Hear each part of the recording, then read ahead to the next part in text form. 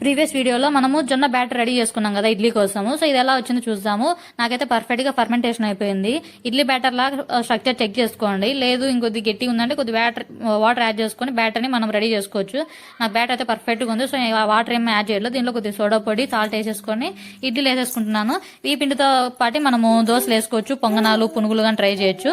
Plain గా కాకుండా మీరు వెజిటేబుల్ గా ప్రోటీన్ తీసుకోవాలంటే క్యారెట్ తురుము కానీ ఆనియన్స్ కట్ చేసుకొని కొత్తిమీర, పచ్చిమిర్చి ఇలా వెజిటేబుల్స్ కానీ ట్రై చేయండి. పర్ఫెక్ట్ గా ఉంటుంది. ఊతప్పం కూడా ట్రై చేయండి.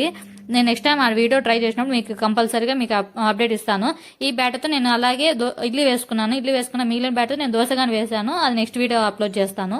ఇడ్లీ అయితే బాగా వచ్చాయి. ఇక్కడ ఏమైనా ఒక చిన్న మిస్టేక్ జరిగింది. 2:1 రేషియో మీకు చెప్పాను కానీ నేను యాక్చువల్గా 2:1 రేషియో 2.5 వేసాను అనమాట. 2 గ్లాసెస్ కానీ కొద్దిగా ఎక్స్ట్రా వేసాను. కకృతి ఎంత ఎందుకంటే జొన్నలు ఫ్రీగా వచ్చాయి, రేషన్లో ఇచ్చారు, ఫ్రీగా ఇస్తున్నారు కదా అనేసి ఊరికే కదా ఎక్కువ వేసేసాను. కొద్దిగా లైఫ్ గట్టిగా అనిపించింది. మీరైతే 2:1 రేషియో వేసుకుని కరెక్ట్గా పర్ఫెక్ట్ మెజర్మెంట్స్ అనమాట. అవి బాగా వస్తాయి. జొన్నలు చాలా హెల్తీ కాబట్టి మీకు ప్రతిసారి ఎందుకు రిపీట్ చేస్తున్నా అంటేనా హెల్త్కి చాలా మనకు ఫ్రీగా వచ్చాయి జొన్నలు. మహా అంటే మినపప్పే. ఇడ్లీ రెగ్యులర్ చేసుకుంటాము, ఇడ్లీ బ్యాటర్కి పెట్టే ఖర్చు మిగిలిపోతుంది కదా అని అంతే అనమాట.